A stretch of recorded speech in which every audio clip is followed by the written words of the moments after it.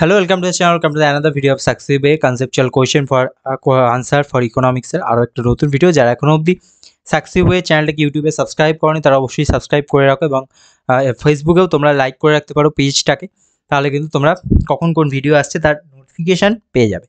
তো চলো, তো আজকে এখানে ফার্স্ট কোয়েশ্চেনটা দুটো পার্ট রয়েছে।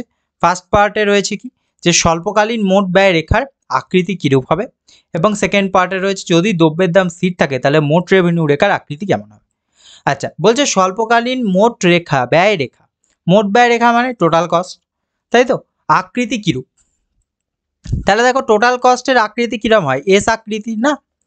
তো এইটা হচ্ছে আমাদের টোটাল কস্ট, ঠিক আছে, এটা হচ্ছে আমাদের টোটাল কস্ট, ঠিক। আচ্ছা, টোটাল কস্টের সঙ্গে টোটাল কস্ট কার্ভটা যখন আঁকা হয় তখন তার সঙ্গে আমরা ফিক্সড কস্ট আর ভেরিয়েবল কস্টটাকে আঁকার চেষ্টা করব সবসময়, কারণ আমরা জানি total cost equal to total fixed cost plus total variable cost. তাহলে ফিক্সড কস্ট জিনিসটা কি, ফিক্সড কস্ট মানে কস্টটা ফিক্সড, তাহলে সেটা কি হবে, সেটা হয়ে যাবে সেম, অর্থাৎ প্যারালাল টু এক্স অ্যাক্সিস বা কোয়ান্টিটি অ্যাক্সিস, সেইটা হয়ে গেল টোটাল ফিক্সড কস্ট। আর টোটাল ভেরিয়েবল কস্ট সেটা মানে কি, ভেরিয়েবল হচ্ছে, তার মানে সেটা এটা হয়ে যাচ্ছে টোটাল ভেরিয়েবল কস্ট, তাই না।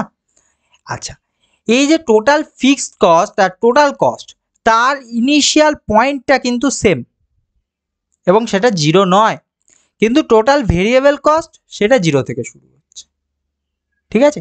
মানে কি হচ্ছে, একটা তার যাই হোক না কেন তার একটা ফিক্সড কস্ট থাকবেই, কিন্তু ভেরিয়েবল কস্ট সেটা জিরো থেকে শুরু হবে। আচ্ছা, নেক্সট হচ্ছে কি, বলছে যদি দ্রব্যের দাম স্থির থাকে তবে মোট রেভিনিউ রেখার আকৃতি কেমন হবে। এক্ষেত্রে মোট রেভিনিউ রেখাটি মূল বিন্দুগামী সরল রেখা হবে। দ্রব্যের দাম স্থির, প্রাইস স্থির, তাহলে এটা কি হবে, টোটাল রেভিনিউ কার্ভটা 0 পয়েন্ট থেকে স্ট্রেট লাইন হবে, ঠিক আছে।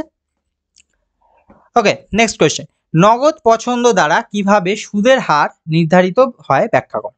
বলছে অর্থের চাহিদা রেখা, নগদ পছন্দ রেখা, অর্থের চাহিদা রেখাকেই বলা হয় নগদ পছন্দ রেখা।